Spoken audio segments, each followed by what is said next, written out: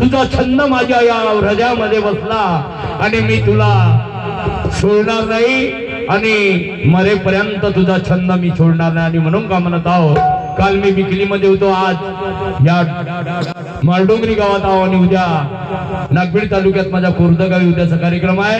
आणि प्रत्येक कार्यक्रमामध्ये माझ्या शौकाच्या संकटाला धाव देशील म्हणून तुला का म्हणत आहो. छंद लागला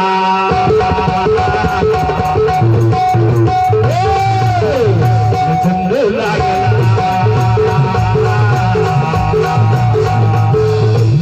माझ्या बाबाचा होता तुला माझा छंद लागला बाबाचा होता तुला माझा छंद लागला छंद लागला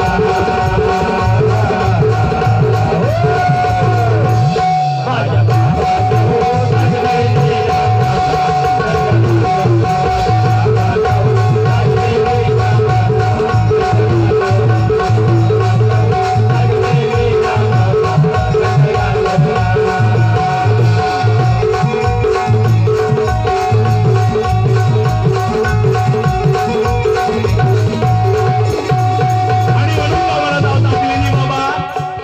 या घरी आज तर मी कार्यक्रमाला आलो, पण मागच्या वर्षी तुझ्या दैकाल्याच्या बेल दरबाराची पावती घेऊन या घरी आलो होतो आणि माझी पार्टी या गावापर्यंत 7,500 शिवाय येत नाही. पण मी कमी पैशात खाऊन आलो, त्या पोरीचे पुण्य आहे. त्याची मुलगी कुवारी होती, घरी आई बाबा नसताना आम्हाला या बसा म्हणला आणि ताजमेनी बाबाची बीड दरबारची पावती फाडली. त्याच्यामध्ये आनंद आहे मला, कारण कुणाचीच मुलं असे म्हणत नाही, सगळ्याच मुलांना तो आई वडिलाचा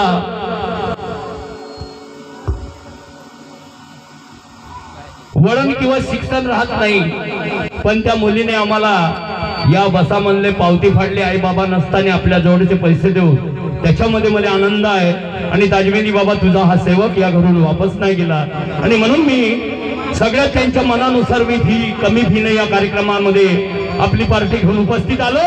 तर ताजमेनी बाबा इथे बसलेले माझे आईबन भाऊबन सगळे आहेत, कोणी सेवेत असतील अगर नसतील, सगळ्यांना आशीर्वाद देशील आणि प्रत्येकाची झोली भरून देशील. आणि माझ्या या सनवाने भाऊच्या घरी सदैव आपला आशीर्वाद देऊन वेळोवेळी त्यांच्या संकटाला धावून येशील म्हणून तुला का म्हणत आहो. छंद लागला